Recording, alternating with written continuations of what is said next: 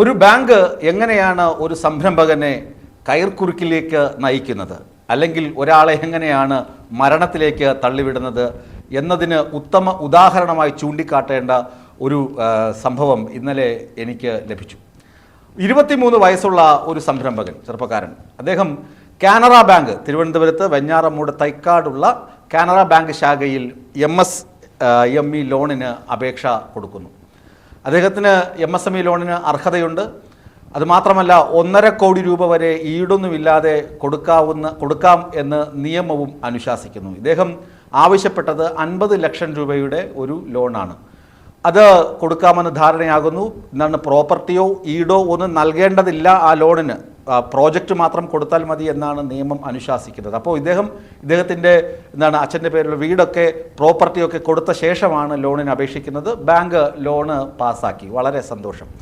വളർത്തുമൃഗങ്ങൾക്കുള്ള food, pet food, അതാണ് ഇദ്ദേഹം വിതരണം ചെയ്തുകൊണ്ടിരിക്കുന്നത്. അങ്ങനെ ഒരു സംരംഭമുണ്ട്. അതിന് കുറേ കൂടി വിപുലപ്പെടുത്തണം. അതിന് മലേഷ്യ, സിംഗപ്പൂർ തുടങ്ങിയ വിദേശ രാജ്യങ്ങളിൽ നിന്നും നേരിട്ട് ഇമ്പോർട്ട് ചെയ്ത ശേഷം ഡിസ്ട്രിബ്യൂട്ട് ചെയ്യുക, അതായിരുന്നു ഈ സംരംഭത്തിൻ്റെ ലക്ഷ്യം. അങ്ങനെ തിരുവനന്തപുരത്ത് കാട്ടായിക്കോണത്ത് ചാണക്യ അസോസിയേറ്റ്സ് എന്ന് പറഞ്ഞ് ഒരു സ്ഥാപനമൊക്കെ തുടങ്ങി വളരെ പ്രതീക്ഷയോടുകൂടി ഇദ്ദേഹം പരിപാടികൾ ആരംഭിച്ചു. ലോണൊക്കെ സാങ്ഷൻ ആയല്ലോ, സന്തോഷം. അപ്പോൾ ബാങ്ക് പറഞ്ഞു, നിങ്ങൾക്ക് ആദ്യം ഇതിൻ്റെ പകുതി തുക മാത്രമേ നിങ്ങളുടെ അക്കൗണ്ടിൽ ക്രെഡിറ്റ് ആവുകയുള്ളൂ. ഒന്നാമത്തെ അടി. അപ്പോൾ ശരി എങ്കിൽ 25 അത് അക്കൗണ്ടിൽ ക്രെഡിറ്റായി. എന്നിട്ട് ഒരു സംരംഭം തുടങ്ങി അതൊന്ന് റൺ ചെയ്ത് പ്രോഫിറ്റബിൾ ആകണമെങ്കിൽ നമുക്കറിയാം, ഏത് കച്ചവടമാണെങ്കിലും പിറ്റേ ദിവസം മുതൽ ലക്ഷക്കണക്കിന് രൂപ ലാഭമൊന്നും കിട്ടില്ലല്ലോ. ബാങ്ക് പൈസ കൊടുത്ത് പിറ്റേ ദിവസം മുതൽ ഈ 23കാരൻ്റെ കഴുത്തിന് കുത്തിപ്പിടിക്കാൻ തുടങ്ങി.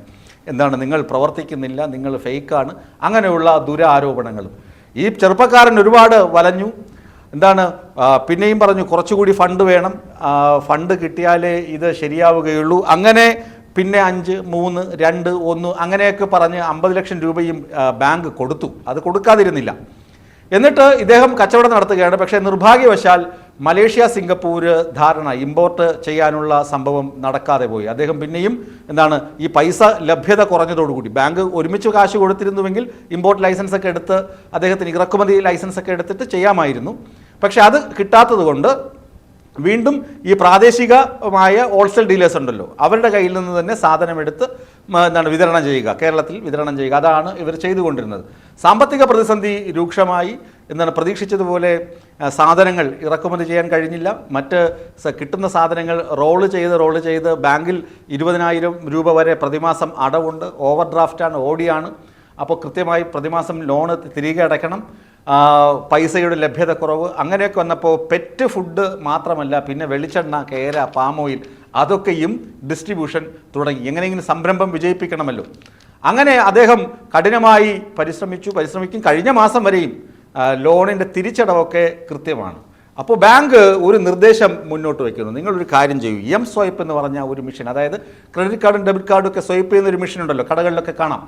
അതാകുമ്പോൾ M-സ്വൈപ്പ് എന്ന് പറഞ്ഞാൽ നിങ്ങൾക്ക് എത്ര രൂപ വേണമെങ്കിലും അതിൽ സ്വൈപ്പ് ചെയ്തെടുക്കാൻ പറ്റും. അതുകൊണ്ട് ഈ ചെക്ക് കൊടുത്ത് കാലതാമസമൊന്നുമില്ല, നിങ്ങളുടെ അക്കൗണ്ടിലേക്ക് പണം ക്രെഡിറ്റ് ആകും, വളരെ വേഗം പണം ക്രെഡിറ്റ് ആകുമെന്ന് ബാങ്കുകാർ തന്നെ പറഞ്ഞ് ഇവരെ കൊണ്ട് M-സ്വൈപ്പ് എന്ന് പറയുന്ന ഒരു കമ്പനിയുമായി ധാരണയാക്കി ഇവരതിൻ്റെ ഒരു മെഷീനൊക്കെ വാങ്ങിവെച്ചു. വളരെ സന്തോഷം. ബാങ്കുകാർ ഇങ്ങനെയൊക്കെ ഞങ്ങളെ സ്നേഹിക്കുന്നുണ്ടോ എന്ന ഈ 23കാരൻ്റെ ചിന്ത. ഒടുവിൽ M-സ്വൈപ്പിലൂടെ പൈസ വരും, പക്ഷേ ബാങ്ക് ഇവരുടെ അക്കൗണ്ടിലേക്ക് ക്രെഡിറ്റ് ആക്കി കൊടുക്കില്ല, പണം പാസ്സാക്കി കൊടുക്കില്ല. അത് പറയുന്നത് 3 ലക്ഷം രൂപ ഒരു ഇടപാട് നടന്നു. ഒരാൾക്ക് സാധനം കൊടുത്തു, ഡിസ്ട്രിബ്യൂട്ടർ എന്ന നിലയിൽ സാധനങ്ങൾ ബൾക്കായി കൊടുത്തു. 3 ലക്ഷം രൂപ അയാൾ ഇവർക്ക് കൊടുക്കുകയും ചെയ്തു. പക്ഷേ ബാങ്ക് അതൊരിക്കലും ഇവരുടെ അക്കൗണ്ടിലേക്ക് നൽകുന്നില്ല. ബാങ്കുകാർ പറയുന്നത് നിങ്ങൾ പോയി ആ M-സ്വൈപ്പ് കമ്പനിയുടെ കൊങ്ങയ്ക്ക് പിടിക്കും, അല്ലെങ്കിൽ നിങ്ങളൊരു കാര്യം ചെയ്യണം, നിങ്ങൾക്ക് ഇടപാട് നടത്തിയ ആളുകളുടെ ആധാരം വരെ, അവരുടെ മുഴുവൻ ഡീറ്റെയിൽസ് ഞങ്ങൾക്ക് വേണം. അപ്പോൾ ഈ 23കാരനും അയാളുടെ അച്ഛനും ഒക്കെ ആകെ തകർന്നു പോയി. ഇതെങ്ങനെ കൊടുക്കാൻ പറ്റും? ഉദാഹരണത്തിന് നമ്മളൊരു പലവ്യഞ്ജന കടയിൽ പോയി പലവ്യഞ്ജന സാധനങ്ങൾ വാങ്ങുന്നു. അയാൾക്ക് GSTയും മറ്റ് ഇതൊക്കെ ഉണ്ടാകും. അപ്പോൾ ഞാൻ പോയി എന്തെങ്കിലും വാങ്ങുമ്പോൾ എൻ്റെ ആധാർ കാർഡിൻ്റെ വിവരങ്ങൾ വരെ ആ കടയിൽ കൊടുക്കുക സ്വാഭാവികമായും അങ്ങനെ കൊടുക്കാറില്ല. പിന്നെ ഇടപാട്, ഈ 3 ലക്ഷം രൂപയുടെ ഇടപാട് നടത്തി അയാൾ സാധനം വാങ്ങി പോവുകയും ചെയ്തു. അയാളുടെ മുഴുവൻ വിവരങ്ങളും, അങ്ങനെ നിങ്ങളുമായി ഇടപാട് നടത്തിയ സ്വകാര്യ വ്യക്തികളുടെ, നിങ്ങളുടെ ബിസിനസ്സുമായി സഹകരിച്ച ആളുകളുടെ എല്ലാ അക്കൗണ്ട് ഡീറ്റെയിൽസും വിവരങ്ങളും നൽകിയാൽ മാത്രമേ ഇത് ചെയ്യാൻ കഴിയുകയുള്ളൂ എന്ന്. എന്നിട്ട് ഈ പൈസയ്ക്ക് വേണ്ടി ഇവരെ എവിടെയൊക്കെ തിരുവനന്തപുരത്ത് മരുതൻകുഴി സോണൽ ഓഫീസ് അവിടെ പലതവണ കയറ്റി ഇറക്കി, നിങ്ങൾ അത് കൊണ്ടുവരൂ ഇത് കൊണ്ടുവരൂ, അങ്ങനെ രേഖകൾ മുഴുവൻ ഹാജരാക്കി പലയിടത്തും. സോണൽ ഓഫീസിൽ പോകുമ്പോൾ സോണൽ ഓഫീസുകാർ പറയും, നിങ്ങൾ ആ വെഞ്ഞാറമൂട് ശാഖയിലെ മാനേജർ ഇവിടെ കത്തും രേഖയൊന്നും തന്നിട്ടില്ല, അവർ ഇൻറ്റിമേഷൻ ഒന്നും അറിയിച്ചിട്ടില്ല, അതുകൊണ്ട് നിങ്ങൾ അവിടെ തന്നെ പോകും. ഇവിടെ പോകുമ്പോൾ പറയും, നിങ്ങൾ പുതിയ മാനേജർ വരാനുണ്ട്, മാനേജർ എത്തിയിട്ടില്ല, മാനേജർ വന്ന ഉടനെ നിങ്ങളുടെ കാര്യം പാസ്സാക്കും. ഒടുവിലൊരു മാനേജർ എത്തി. മാനേജറുടെ പേര് ഞാൻ വെളിപ്പെടുത്തുന്നത് ശരിയല്ലല്ലോ, ഒരു സ്ത്രീയാണ്, ലേഡിയാണ്. അവർ വന്നു. എന്നിട്ട് അവരോട് പറഞ്ഞു, ഇദ്ദേഹത്തിൻ്റെ ഫാദർ ഒരു മാധ്യമപ്രവർത്തകനൊക്കെയാണ്, ഞങ്ങൾ മാധ്യമപ്രവർത്തകരാണ്, അപ്പോൾ ഞങ്ങളിത് വാർത്തയൊക്കെ കൊടുക്കുമെന്ന് പറഞ്ഞപ്പോൾ അവർക്ക് കലിപ്പ് കൂടി, ദേഷ്യം കൂടിയിട്ട് അവർ വീണ്ടും നൂലാമാലകൾ പറയാൻ തുടങ്ങി. അങ്ങനെ ചുരുക്കത്തിൽ അവസാനം പറഞ്ഞു, ഈ വണ്ടിയും സാധനങ്ങളെല്ലാം കൂടെ കൊണ്ട് ഞാൻ കാനറ ബാങ്കിൻ്റെ മുന്നിൽ ഇട്ട് തരും, നിങ്ങളെടുത്ത് എന്തു വേണോ ആയിക്കോ, എനിക്ക് നിങ്ങളുടെ ഒരു സഹായവും വേണ്ട, ഞാൻ മടുത്തു എന്ന് പറയേണ്ട ഗതികേട്. ആലോചിച്ച് നോക്കുക, ഒരു ബാങ്ക് ഒരു സംരംഭകനെ അയാൾക്ക് കാശ് കൊടുത്തു, അയാൾ കൃത്യമായി തിരിച്ചടയ്ക്കുന്നുണ്ട്. ആ രണ്ട് കാര്യമാണ്, പൈസ വാങ്ങിക്കഴിഞ്ഞാൽ അത് കൃത്യമായി തിരിച്ചടയ്ക്കാനുള്ള ഉത്തരവാദിത്വം, അത് ആ 23കാരൻ കൃത്യമായി ചെയ്യുന്നുണ്ട്. അപ്പോൾ അയാളുടെ കടയിൽ നടക്കുന്ന ട്രാൻസാക്ഷൻ അത് കൃത്യമായി ബാങ്കിലാണ്, അയാളുടെ അക്കൗണ്ടിലാണ് ക്രെഡിറ്റ് ആകേണ്ടത്.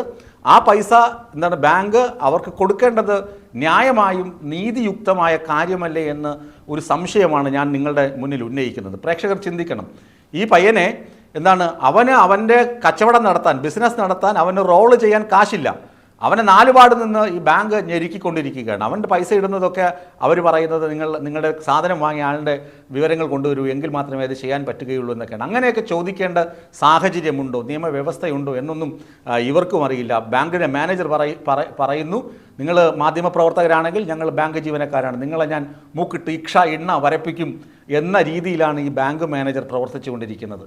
ഇത് ശരിയായ നടപടിയാണോ കാനറ ബാങ്ക് ചെയ്യുന്നത്? കാനറ ബാങ്കിനെ കുറിച്ച് ഒരുപാട് പരാതികളുണ്ട്. നിങ്ങൾ എന്തെങ്കിലും ചില ബ്രാഞ്ചുകൾ നല്ലതായിട്ട് പ്രവർത്തിക്കുന്നുണ്ട്, മറ്റു ചില ബ്രാഞ്ചുകളിൽ പോയി കഴിഞ്ഞാൽ നിങ്ങൾക്കറിയാം ഇതുപോലെ അരക്ഷിതാവസ്ഥയിൽ പ്രവർത്തിക്കുന്ന ഒരു ബാങ്കിങ് സംരംഭം വേറെ കാണില്ല. ഒരു മനുഷ്യൻ നേരെ ജോലി തന്നിട്ട് കണ്ടില്ല, ഒരു അക്കൗണ്ട് ഓപ്പൺ ചെയ്യാൻ പോയാൽ പോലും എന്തുമാത്രം പ്രയാസമാണ് കാനറ ബാങ്കിൽ നിന്ന് നേരിട്ട് അനുഭവിച്ച ഒരു വ്യക്തി കൂടിയാണ് ഞാൻ. എനിക്ക് പാസ്ബുക്ക് കിട്ടാൻ തന്നെ എത്രയോ കാലം കാത്തിരിക്കേണ്ടി വന്നു കാനറ ബാങ്കിൽ നിന്ന്. അങ്ങനെ നിരുത്തരവാദപരമായി സമീപനം അവരിലുണ്ട്. ഇതിപ്പോൾ വെഞ്ഞാറമൂട് തൈക്കാട് ബ്രാഞ്ചുകാർ ആ പാവ 23കാരനെ അയാളുടെ കുടുംബത്തെയും കൊണ്ട് മരണക്കെണിയിൽ തള്ളിയിടുന്ന അവസ്ഥയാണ്. ഇതിനൊരു പുനർവിചിന്തനം ഉണ്ടാകണം. ബാങ്കൊക്കെ ഇങ്ങനെയാണോ ഇടപെടേണ്ടത്? അയാളുടെ അക്കൗണ്ടിൽ അയാൾ കച്ചവടം നടത്തിയ പൈസ അയാൾക്ക് കൊടുക്കുന്നതിൽ എന്താണ് തെറ്റ്? അയാൾ കൃത്യമായി തിരിച്ചടയ്ക്കുന്നുണ്ടല്ലോ. ഈ ഓവർ ഡ്രാഫ്റ്റിനുള്ള അപേക്ഷ തന്നു, അതുപോലും നിങ്ങൾ പുതുക്കി കൊടുക്കുന്നില്ല എന്ന് പറയുമ്പോൾ എന്തുമാത്രം ക്രൂരതയാണ് ബാങ്ക് നടത്തുന്നതെന്ന് ചോദിക്കാതിരിക്കാൻ നിർവാഹമില്ല. അതുകൊണ്ട് ചോദിച്ചു പോയതാണ്.